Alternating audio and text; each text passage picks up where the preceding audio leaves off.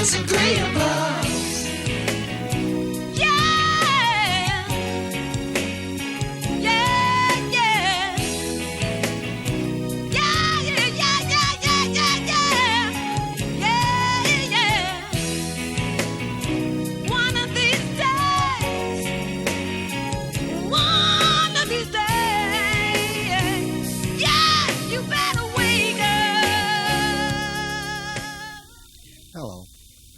Welcome to As It Is Written. My name is Yaakov Ben Israel, and I'm the elder priest of the Culture Center of the New Covenant Congregation of Israel. We're located at 3901A Covington Highway in Decatur, Georgia. Well, look like everybody's elected their new candidates for the Senate and so forth. You know, there's a precursor to the presidential election that's coming up, and my concern is this. When I go back in history and look at the things that either candidate, whether a Republican or Democrat, has done for our people as a whole, then you have to ask yourself, why are we still worse off now than we were before the Civil Rights Movement? A lot of our people don't want to admit it, but before the Civil Rights Movement came, we were just like all the other nations that's come over here. We had a viable economic base in our neighborhood that brought in a lot of taxes, brought in a lot of revenue, because it brought in a lot of revenue in our neighborhoods because we used to party in our own neighborhoods because we were forced to.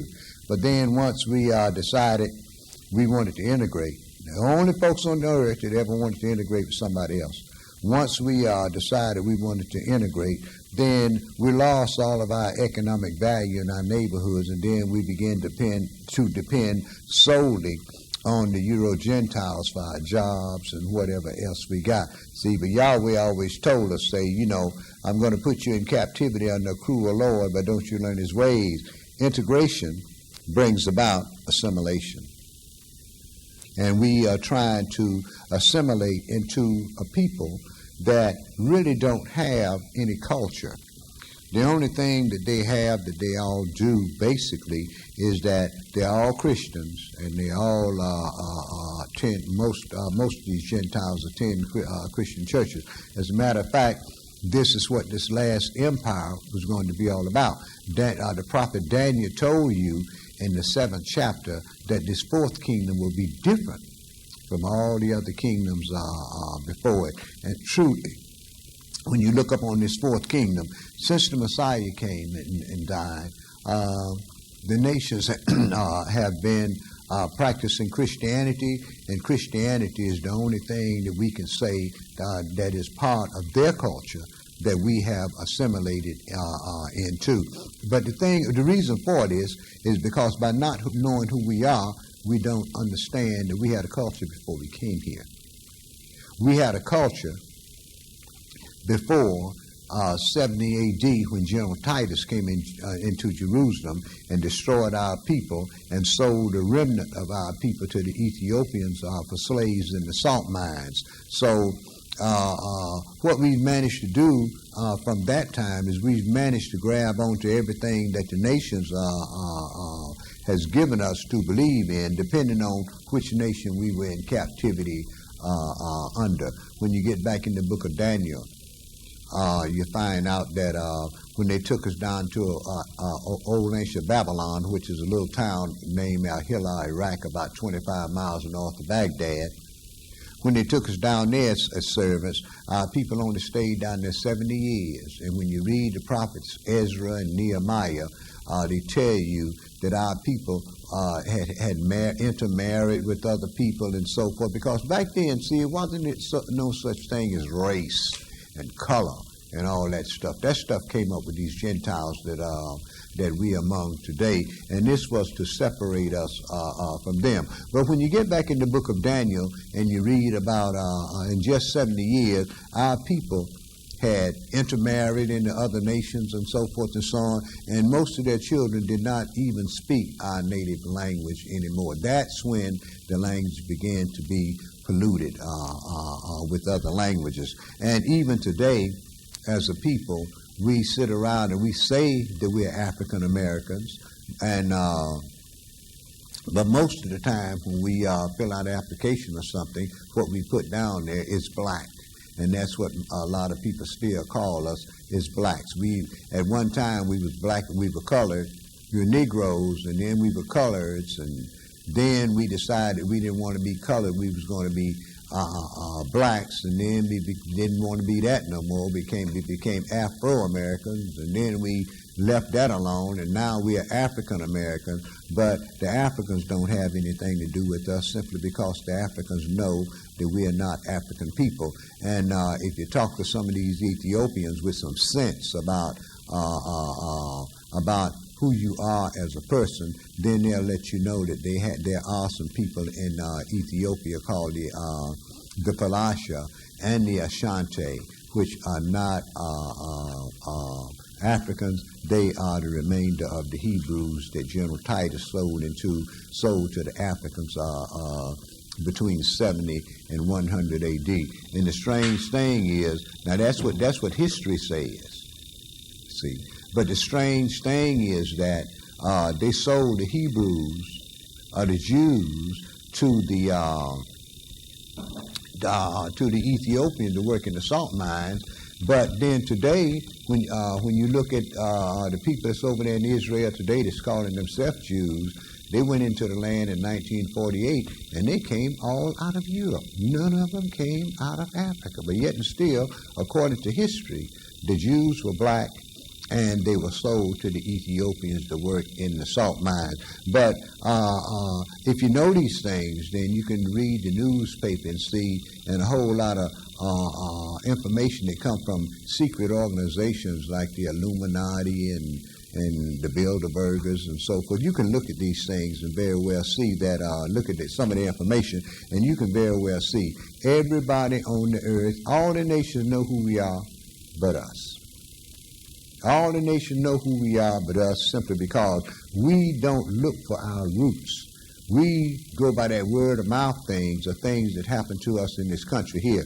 But our history goes way back before we went down in Africa. And there's another interesting thing in Sierra Leone, where they brought a lot of the slaves to.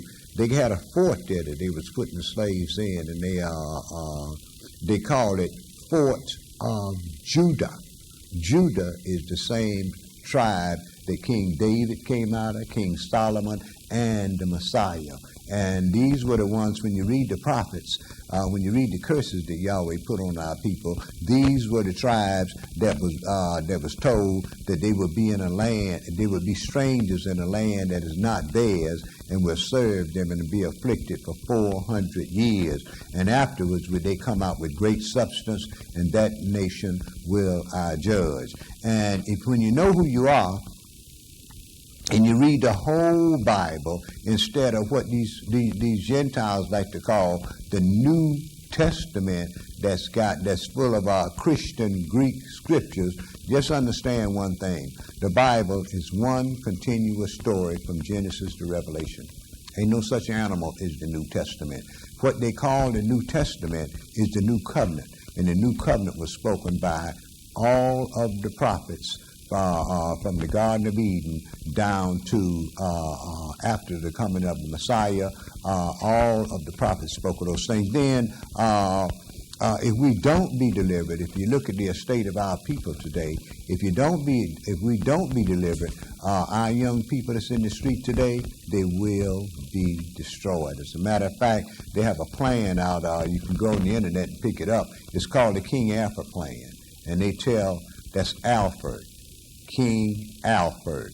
If you look it up on the internet and read it, it tells you that the reason why they close up these military bases is so they have some place to put our people once this economic crunch come down. And we can very well see that the president talking about how good the economy is and so forth, but the economy isn't that good among the masses of the people in our neighborhood. Sure, when you get back and read the scripture, in each empire, we've always had a percentage of people that meshed in pretty good and did pretty good for themselves, but the masses of the people were destroyed. And these are the things that's happening to our people today. But we don't deal with these things simply because we don't know that there's going to be a deliverance of our people. Now, when I was a child coming up, the people in church sang a different type of songs.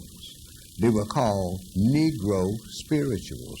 And I found it quite interesting that all of the songs that they sang about were songs of deliverance out of this captivity and their plight in this captivity. And all the things they sang, I can go in the prophets and read those things out of the prophets.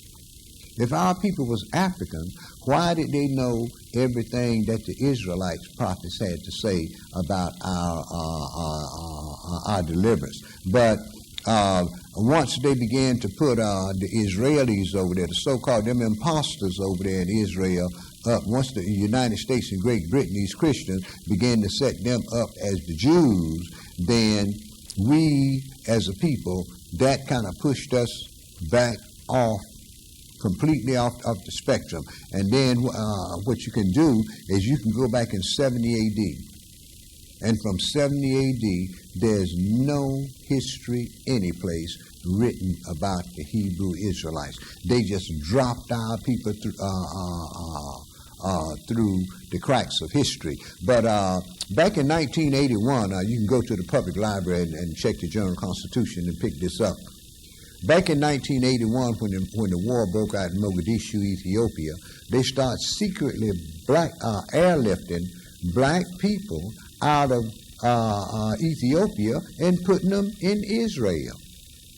See, because they was in the middle of the war and they weren't fighting against anybody and they were going to be destroyed. So they had titles in the newspaper like Swing Low, Sweet Chariot, Operation Moses, Operation Sheba, and so forth. Well, why did they apply those things to the history of the Israelites if these people weren't the true Israelites that was being airlifted back up into Jerusalem, Israel? But there's going to be a day when we are going to be delivered. See, if you read this Bible, the Bible tells you that Russia is going to destroy America in 1 hour and 1 day. I remember when Nikita Khrushchev was prime minister of Russia, he told President Eisenhower, "We're going to bury you. It's given to us by prophecy." Well, where you think he got these prophecies from? He didn't get them out of the Quran. He didn't get them out of those mystery books. He got them out of the Holy Bible. It's the reason why the Holy Bible is the #1 seller every year, and why it's translated into more different languages than any other book on the face of the earth. The reason for this is because mankind knows this is the truth in the Word of God. What they did was they went into the New Testament and they began to teach it out of little verses and phrases and so forth and so on. And then they got all of Europe stirred up with this Christian thing. But if you look back and see what happened to the apostles during that time, Emperor Nero killed Peter. He killed Paul. He exiled John the Revelator to the Isle of Patmos. And this is where John wrote the book of Revelation about the things that's coming up on the earth. And right now, we're in Revelation 13 chapter, so you can very well see there's not much time left to the book of Revelation. And all of the prophets, the things that the prophets had to say, these things are coming to pass. But if you go to church and you don't be taught these things, then truly you stay ignorant and believe that you are that the Christians got it going on. What they have? Let's look at it. They ruled all of Europe. They came over here and go back and read the Crusades and see what the Crusades was about. It was organized religion with the Knights Templar and all of them Gentiles over there in Europe. They went on crusades rather, and they conquered all of Europe, went all into Africa and all into Asia, right, trying to spread Christianity. Then those same Christians came over here and murdered off the Indians and took their country. I mean, these people were ruthless when they came over here. They came over here and the people were so nice to them. And then they saw that gold and all this stuff, and then they decided they're going to kill off folks. They raped women, they robbed graves. We're talking Christian folks now. And they had plagues that was going on over in Europe, and they even had ships to bring over blankets and clothing and so forth that they gave to the Indians that was full of various contagious diseases and killed off millions of these Indians. As a matter of fact, in the history that you read about in this country here, you find out that when the Spanish conquistadors went down to South America, the Incas and the Maya and all those Indians, those people were who we call the Mexicans today. Well, the way that they coming in here, we can understand why they complaining about these illegal aliens. What the hell they mean, illegal aliens? Those people was the indigenous people when they came here, and those people stretched out their hand to them and treated them just like they were their brothers. And then what happened? Them Christians went to war and took this country, then went and got them some slaves and recorded the worst slavery in the pages of history. Then we marched, got dogs sicked on us and beat up with water hoses and put in jail, and the thing with the Mississippi burning and all this other stuff. We went through all of that stuff to try to be like Master. And guess what? Now we just like it. This is why we celebrate all these pagan holidays. I know y'all got that Thanksgiving things coming up here today because y'all think that's American tradition because of some things that's been showed on TV this week. But you might want to check that out, and you'll find out that America is the only company to keep that pagan. It was called the Harvest of Thor in the beginning. And America isn't the only one that keep it. They keep it in Germany. They keep it in Canada. They keep it in quite a few countries around this earth, but on different days. Now, in the beginning here, it was a week earlier than it is. So what President Franklin Delano Roosevelt did was he signed a law to where they put it back another week, put it closer to Christmas, and so that the merchants would have a longer period of time to make money. That's all it's about. It's a bunch of paganism and a bunch of money. When I was coming up, they had this big fat roly-poly white boy that Coca-Cola gave us. They called him Santa Claus. And he'd fly. He got reindeer to fly. Now check that out. Now, we done told our kids that lie. And that lie came out of the church, and it's all tied up with what? Christ's birthday. According to the Bible, Christ was born in the summer. According to the time that the angel Gabriel went to Mary, he was born in the summer. Well, if that's the case, why did the Roman Catholic Church set that on the day of the winter solstice? See, we got a lot of people over in this country here that call themselves protesters. I mean, they dress it up, call it Protestants, but it's protesters. My thing is, what the heck are they protesting?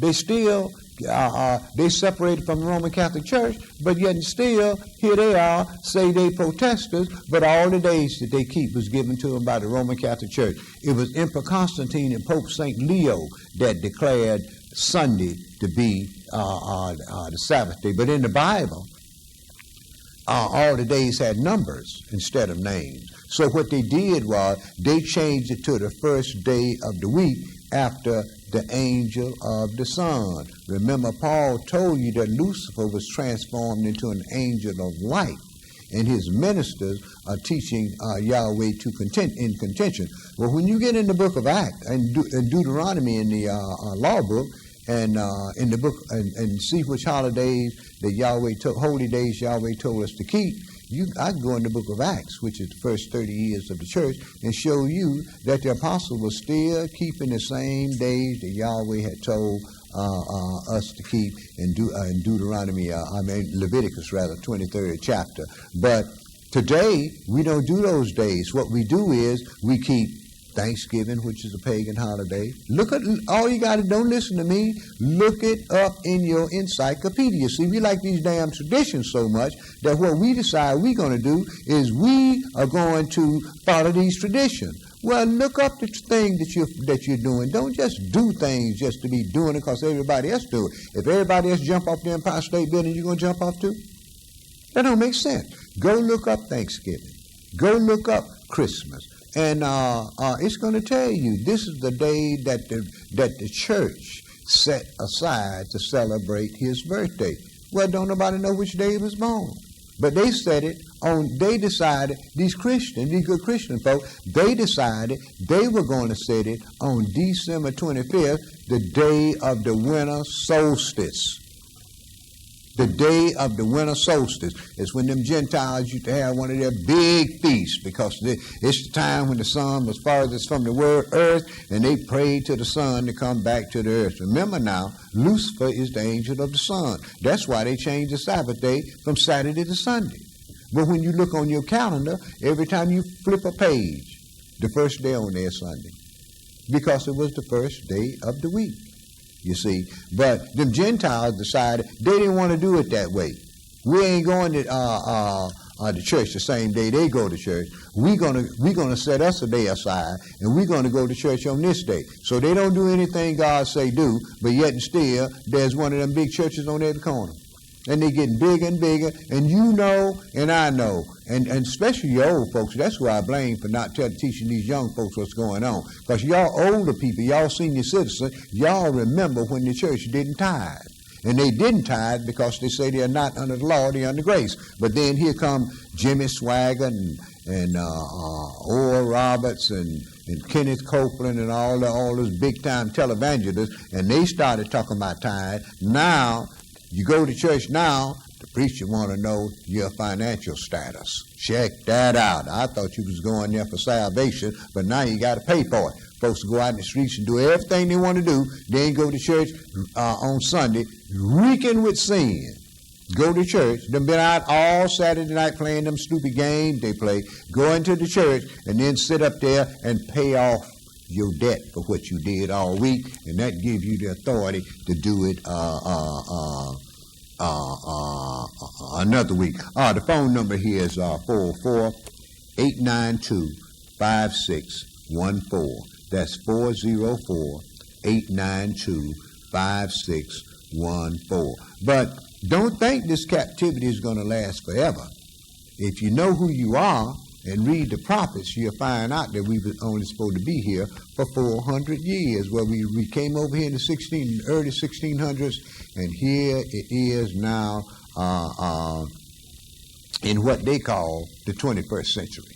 Here it is, so we see that we haven't got but a very few years left in this 400-year captivity. And see, the Messiah told us things to watch for. The prophets told us things to watch for. And when you go into the book of Daniel and the book of Revelation and look and see what they're sitting up over in Europe now, which they call the EU, where you can very well see that what they're putting together is the revived Holy Roman Empire. But let me read something to you out of the book of Revelations that John say this Holy Roman Empire was going to do. This is in Revelation chapter 13, and I'm gonna have to read most of this so you get a good idea what's going on. Now in Revelation 12 and in verse 3, it talks about, let me read that first so you can understand who this is in Revelation 13. Now this is Revelation 12 and verse 3. It says, "And there appeared another wonder in heaven, and behold, a great red dragon, having 7 heads and 10 horns and 7 crowns upon his head." Now, when you get back in the book of Daniel, the angel Gabriel told Daniel that these horns and things were kings that was going to come up on the earth. Horn is a voice. And he said these are kings that was going to come up on the earth, right? Well, when you go back in history and pick up the first king, who was Nebuchadnezzar, you'll find out that each one of those kings had their hands on the children, on our people at one time or another. They invaded our land, they occupied our land, and eventually they just got us out of our land. Because y'all know how we do things. Folks come in our neighborhood messing up too much, we burn down the whole city. And they had to get us out of the city. That's why Titus sold us to the Ethiopians to work in the salt mine. Now this is chapter 13 in verse 1. "And I stood upon the sands of the sea and saw a beast rise up out of the sea, having 7 heads and 10 horns, and upon his horns 10 crowns. and upon his head is the name blasphemy.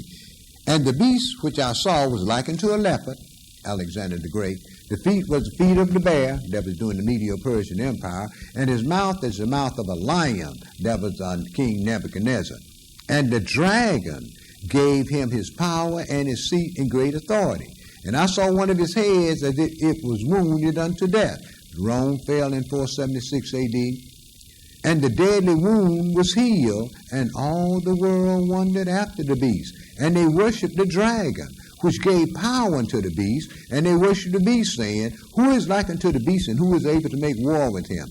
And let me skip down verse 6. It says, And he opened his mouth in blasphemy against God, to blaspheme his name and his tabernacle, and them that dwell in heaven. And it was given unto him to make war with the saints, and to overcome them. And power was given him over all kindreds and tongues and nations. Now, somebody's making war with us. And we got to understand that. Somebody is making war with us. And who it is the adversary, the devil's children. That's who he put us in captivity under. I think we got a call on the line. Go ahead, caller, you on there. Greetings. Greetings, my sister. Turn them up a little bit. I can't hear. Go ahead. How you doing? Go ahead. Turn them up a little bit. Can you hear me now? Yeah. Turn them up a little bit. Can you turn them up some? Pastor Yaakov. Okay, there you go. My name is Evangelist Carolyn Mitchell. Mm-hmm. And I find the subject very interesting. I've never heard it before, but I find it interesting tonight. Mm-hmm. And when you were talking about Christ being born in the summer, I've heard it before. Mm-hmm. And I heard it from my dad in Christ. He's 99 years of age. Mm-hmm. His name is Reverend Benny Rainey. Mm-hmm. But I want to know where I would like to read it. You like to read when Christ was born? I would like to read it for myself. Okay, my sister, I'll tell you what you do. Turn your book to St. Luke. You got it? No, I'm going to have it. It's the the third gospel in the New Testament.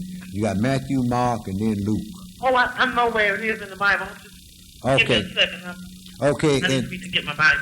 Okay. Thank you very much. Uh-huh. Okay, it's what you ask about, my sister, is in St. Luke chapter 1. And I'm going to pick this up at verse 26. St. Luke 1 in verse 26. It says, And in the 6th month, the angel Gabriel was sent from Elohim into a city of Galilee named Nazareth, to a virgin espoused to a man whose name was Joseph, of the house of David, and the virgin's name was Miriam. Now, it said the 6th month. Now, this was the 6th month of the Hebrew calendar, because at this time the Romans hadn't put that Georgian calendar in place yet. It was the Romans that changed the beginning of the year from April to January. After Janus, they two-faced the God that looked into the past and to the future. So this is talking about the 6th month of the Hebrew calendar, which is September. Now, okay. Now let's go a little further with this, my sister. If you use their calendar, the 6th month is June, isn't it? Right. Women still carry babies for 9 months, don't they? Yes, sir. Well, there was no way that child would have been a 5.5-month baby if he was born in December, wasn't it? Yes, sir. Okay, this was the Son of God, so we know that she carried him full term. But see, this is where you go prove that at, right here. The scripture says, prove all things, my sister, and this is what I try to get people to do, is don't take what my word for it. Right. Read it yourself, because you are the one that's going to have to answer for you. I can't answer for you. Exactly. See, I'm a teacher. But what I teach, I tell everybody in the congregation, go do your research. Study to show yourself approved. And if you come up with anything different, come back and let's sit down and let's talk about it. Because everything has to be done decently and in order, and we have to be on one agreement. But what we have to do is this thing they call the Holy Bible, the Holy Scrolls. We have to let this be our foundation. Right. See, and you don't have to, it don't need interpreting. See, that's what these folks in these churches do. They go in and say, well, see, that means so and so and so and so. They read one verse and say, well, that means, then try to prove that. But see, that verse that's written there is written someplace else in the prophets. That's right. And what you have to do is take that one verse and go back and and find the right prophet, and you might read 3 chapters in one prophet, 2 in another one, and 1 in another that fully explains this. See, that's what makes Christianity so bogus. The Bible doesn't back it up. See, Christ was. Let me go ahead and read this here where I'm reading right now, and let's see what the angel Gabriel had to say, and see what people are saying today. Okay? Yes, sir. Okay, I'm going to pick this up at verse 28. This is Luke 1 and verse 28. And the angel came unto her and said, Hail, you that are highly favored, the Adonai is with you. Blessed are you among women. And when she saw him, she was troubled at his saying, and cast in her mind what manner of salutation this should be. And the angel said unto her, Fear not, Miriam, for you have found favor with Elohim. And behold, you shall conceive in your womb, and shall bring forth a son, and call his name Yeshua. Now, they got Jesus there. Right. But understand one thing. The English language is less than 600 years old. Yes, sir. Okay, so, and when they first came out with it, it didn't have any J's in it, and didn't have any U's in it. So you couldn't have said Jesus back in those days, right? His name was Yeshua, which means Yahweh's salvation. Okay, I'm going to pick this up in verse 32. Okay. He shall be great, and shall be called the Son of the Highest. And the Lord God shall give unto him the throne of his father David, and he shall reign over the house of Jacob forever, and of his kingdom there shall be no end. See? You see what he said? Yes. Say the Messiah is going to reign over the house of Jacob, and of his kingdom there shall be no end, right? Now, if you take your book, my sister, and go into Revelation 7, just before Yahweh begins to pour out his wrath upon the earth with the trumpets and the vials, just before that happened, an angel stood up and said, Don't hurt anything until we've sealed the service of our God in their forehead. Now, everybody talking about this, they serving God, right? Yes, sir. But according to Revelation 7, it was 144,000 of all the tribes of the children of Israel. 12,000 out of each tribe. Now, that's in Revelation 7.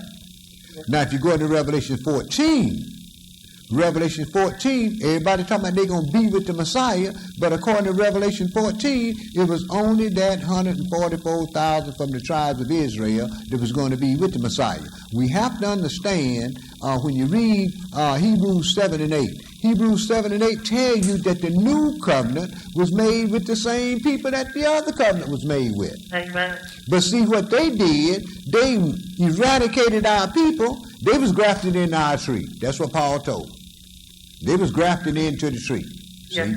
We went to teach them. Our people wrote the whole book.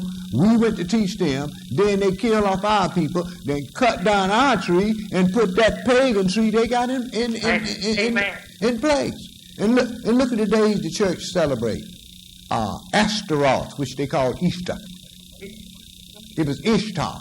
Ashtaroth. When they got it from the Africans, it was Ashtaroth. And when the Arabs messed with it, it was Ishtar.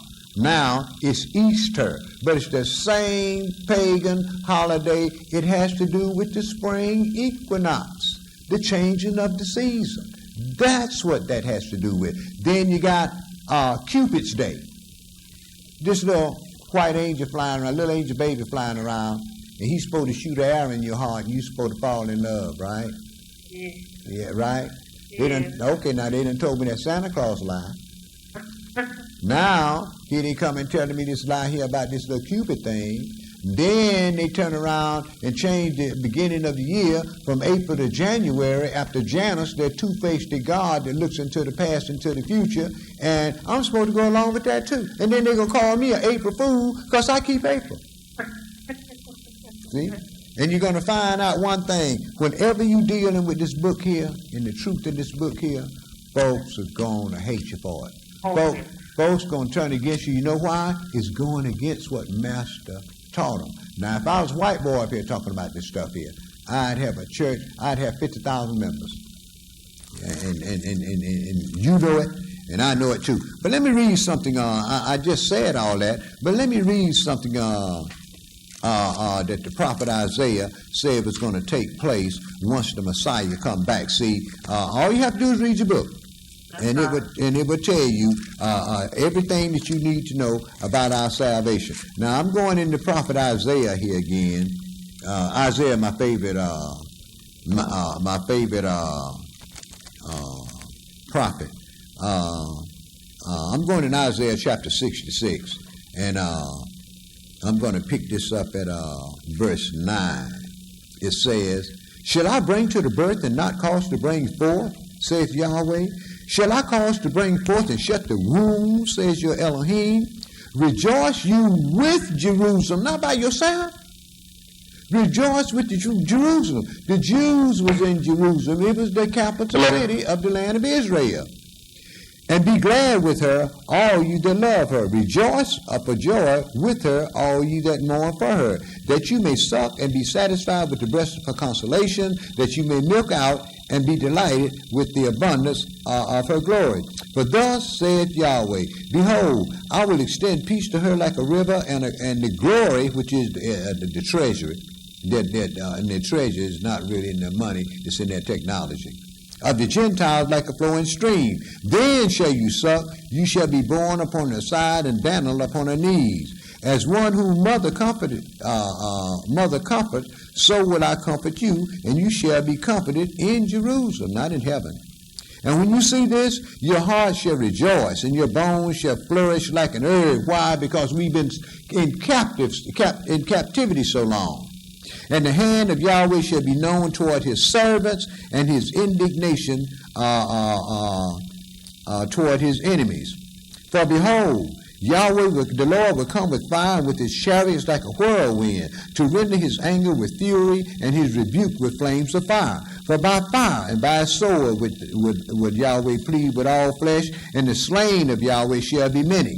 They that sanctify themselves and purify themselves in the garden behind one tree in the midst, eating swine's flesh, and the abomination, all them crustaceans and junk weed come out the water. And the mouth shall be consumed together. For I know their works and their thoughts. It shall come that I will gather all nations and tongues, and they shall come and see my glory, and I shall set a sign among them. And I will send those that escape of them unto the nations, to Spain, to Africa that draw the bow, to Tubal, which is Tobolsk in Russia, and Javan, to the isles afar off, that have not heard my fame, neither seen my glory. And they shall declare my glory among the Euro-Gentiles.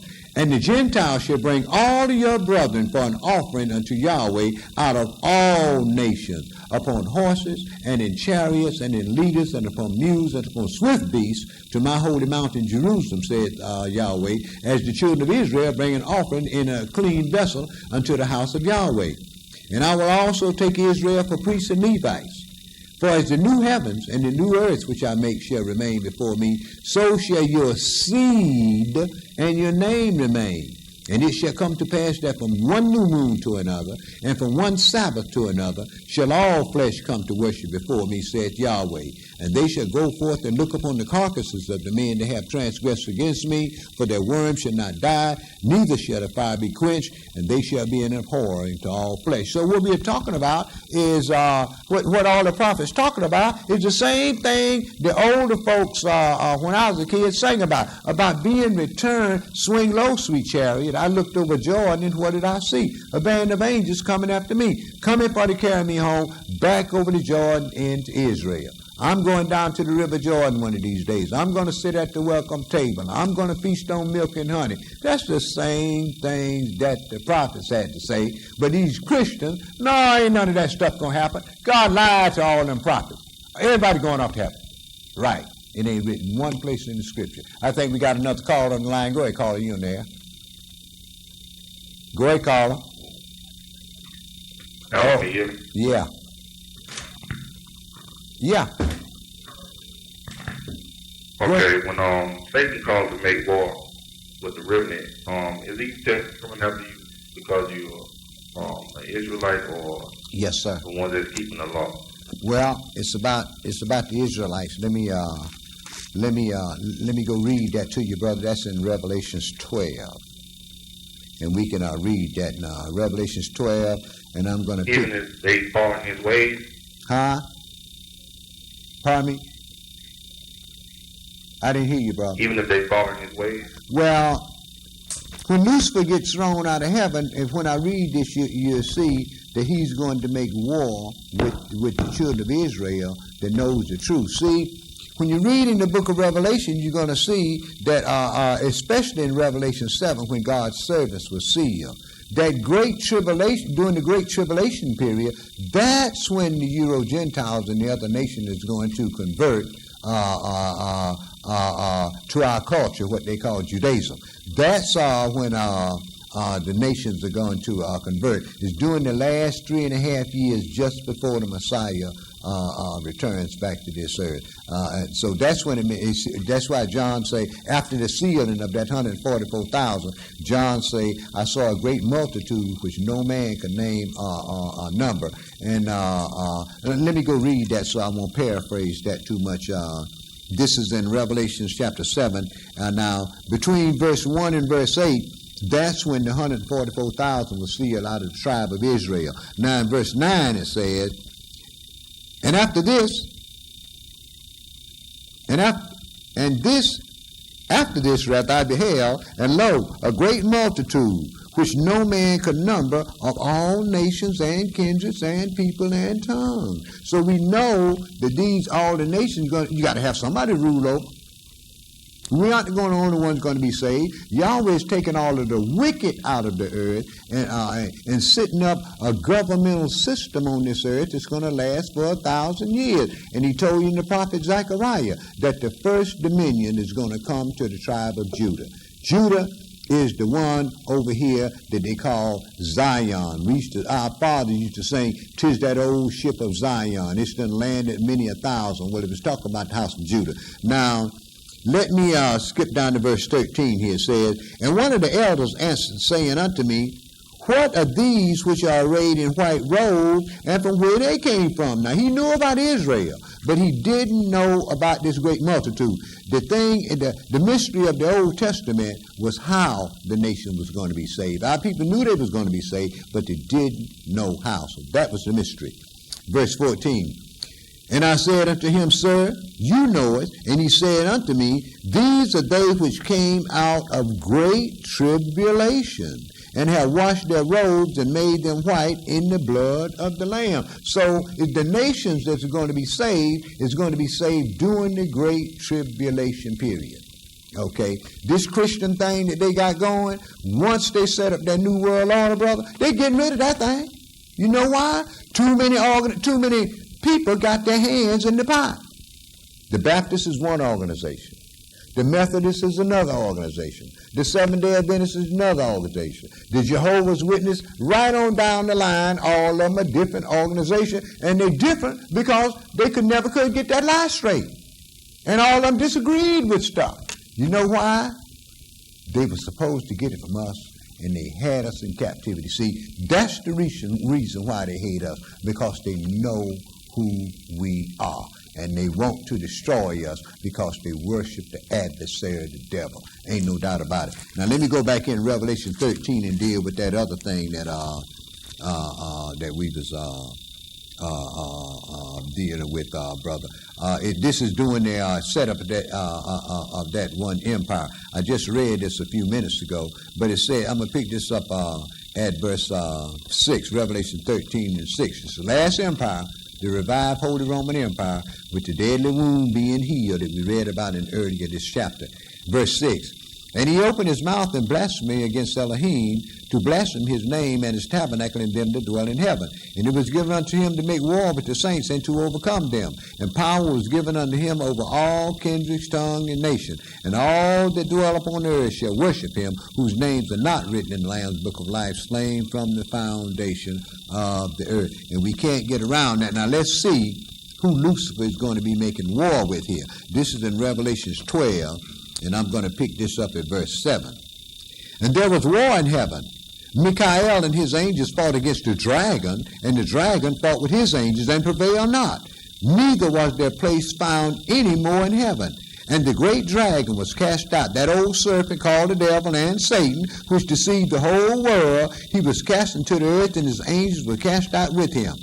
And I heard a loud voice in heaven saying, Now is come salvation and strength, and the kingdom of our God, and the power of his anointed one. For the accuser of our brethren is cast down, which accused them before Elohim day and night. And they overcame him by the blood of the Lamb and by the word of their testimony. And they loved not their lives unto death. Now let me skip down to verse 13. It says, well, I better read verse 12. It says, Therefore rejoice, you heaven, and you that dwell in them. Woe to the inhabitants of the earth and of the sea, for the devil is come down unto you, having great wrath, because he knows that he has but a short time, 3.5 years, the great tribulation period. Verse 13, And when the dragon saw that he was cast into the earth, he persecuted the woman which brought forth the man-child. And to the woman were given 2 wings of a great eagle, that she might fly into the wilderness, into her place, where she is nourished for a time, 1 year, and time, that's 2 more years make 3, and half a time from the face of the serpent. This fulfills the 70 weeks of Daniel. See, prophecy has to be fulfilled. Verse 15. And the serpent cast out of his mouth water as a flood after the woman, that he might cause her to be carried away of the flood. And the earth helped the woman, and the earth opened her mouth and swallowed up the flood which the dragon cast out of his mouth. Let's examine that. When America falls, we have to be out of here when America's falling. When America falls, when they destroy America, the tsunami that's going to cause, that's what's going to cause the water that Satan is going to throw out of his mouth to try to destroy our people who have left here in ships. Yahweh told us, say, the same way you left is the same way you're going to come back, in ships. So he's going to try to destroy those ships, and the earth is going to open up her mouth and swallow up that water so we can have smooth sailing on to the wilderness where we got to go. Because ain't nobody going to let no 30, 40 million of us in their country. Y'all know that. They don't even want all us. That meant us up there in Buckhead. Let me read the last verse here, verse 17. And the dragon was angry with the woman. That's Israel, who brought forth the man-child, and went to make war with the remnant of her seed, which keep the commandments of Elohim and have the testimony of Yahshua HaMashiach. Satan ain't making no war with nobody but us. All the other nations in place, man, they ruling countries and everywhere, man. We don't rule that. You go by a house, and the government come tell you, say, man, we want this house. We want to put a drinking fountain right there, and we're going to give you market value about it. The United States government claims eminent domain. You just lost your house, brother. You know, so we're the ones that Lucifer is making war with. Look at our people in mass all over this country. Don't you see somebody making war with us? Look what happened down in New Orleans, in Mississippi, when Katrina came through there. Do y'all know that they put our people, they scattered our people all over this country here? They don't want them to come back down there because they plan on making that the Las Vegas on this coast.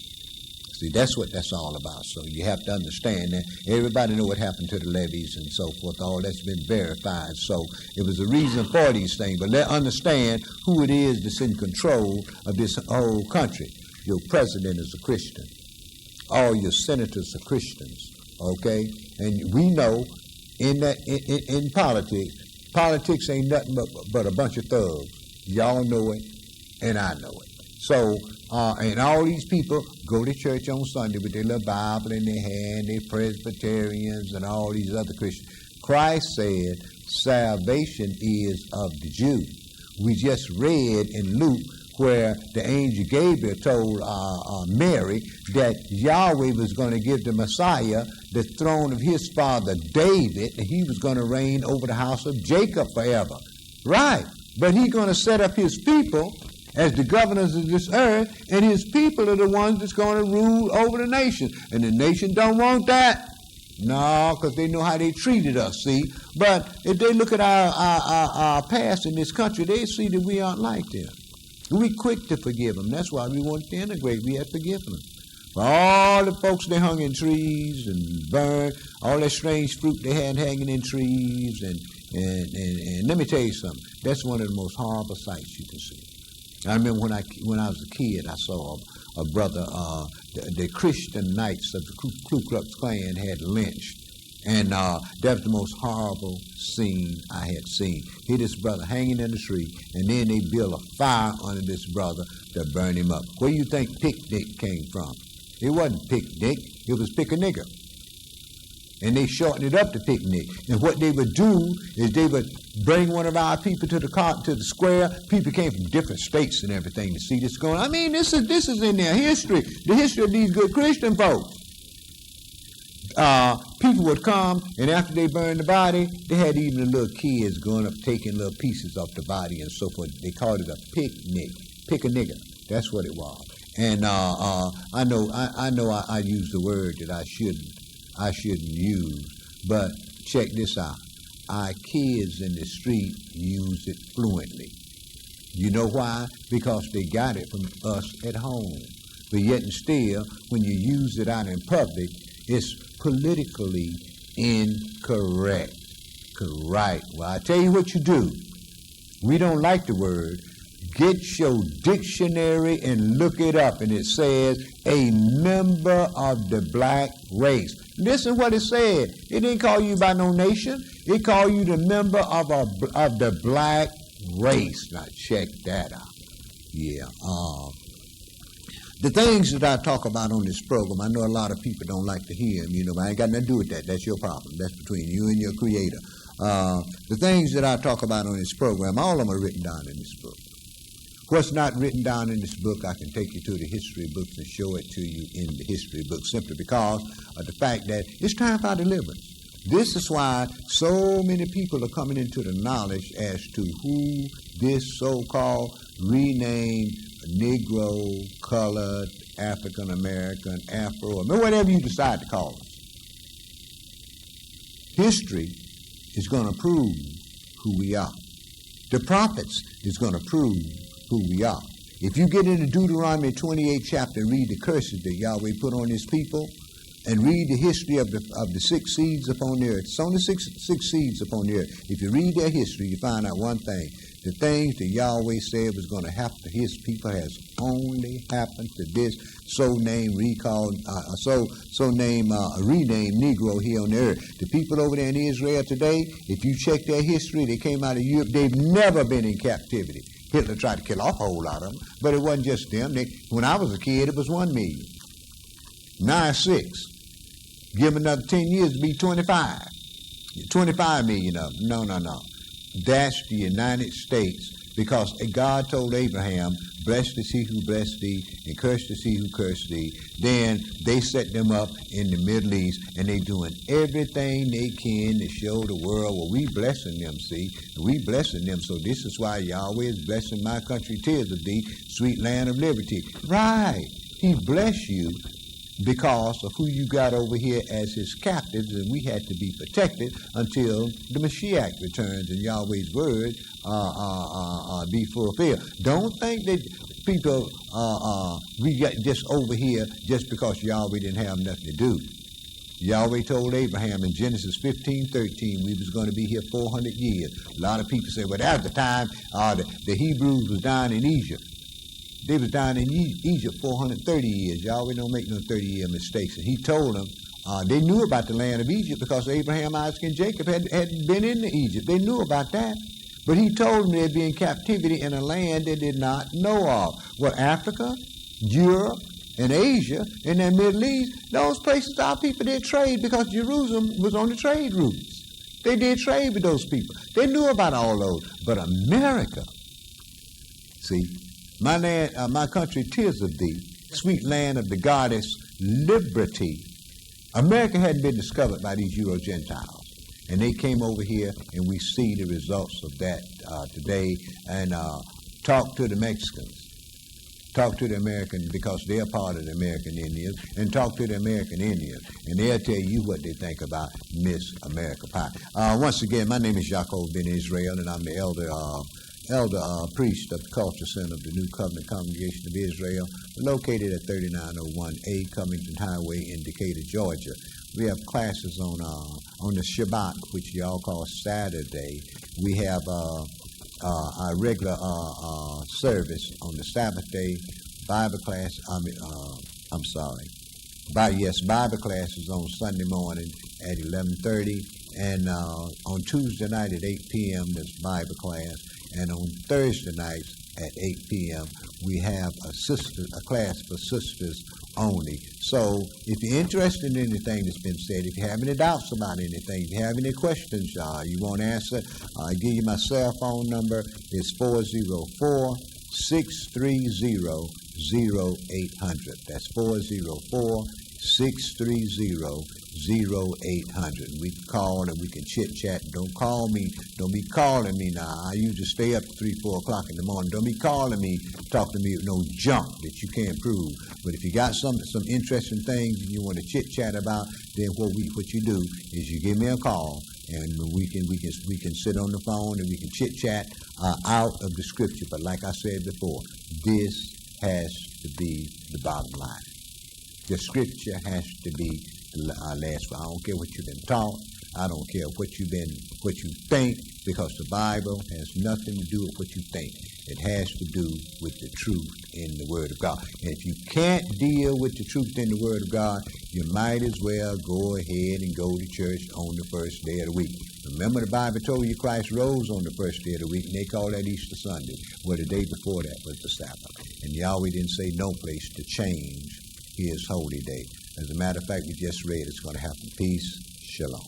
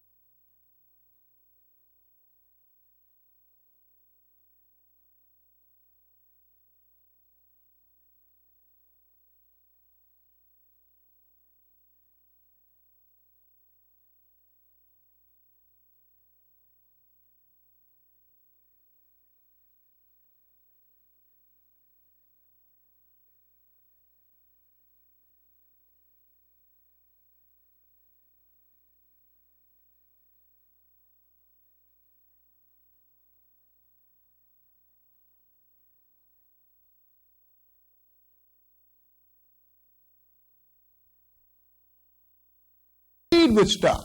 You know why?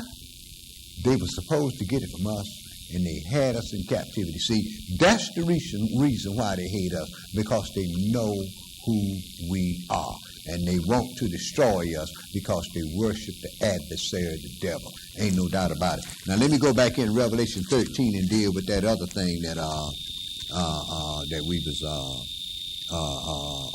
dealing with, brother.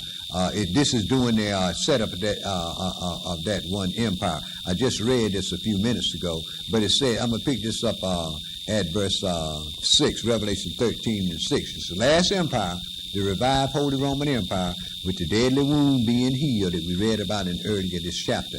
Verse 6, and he opened his mouth in blasphemy against Elohim, to blaspheme his name and his tabernacle and them that dwell in heaven. And it was given unto him to make war with the saints and to overcome them. And power was given unto him over all kindreds, tongue, and nation. And all that dwell upon the earth shall worship him, whose names are not written in the Lamb's book of life, slain from the foundation of the earth. And we can't get around that. Now let's see who Lucifer is going to be making war with here. This is in Revelation 12, and I'm going to pick this up at verse 7. And there was war in heaven. Michael and his angels fought against the dragon, and the dragon fought with his angels and prevailed not.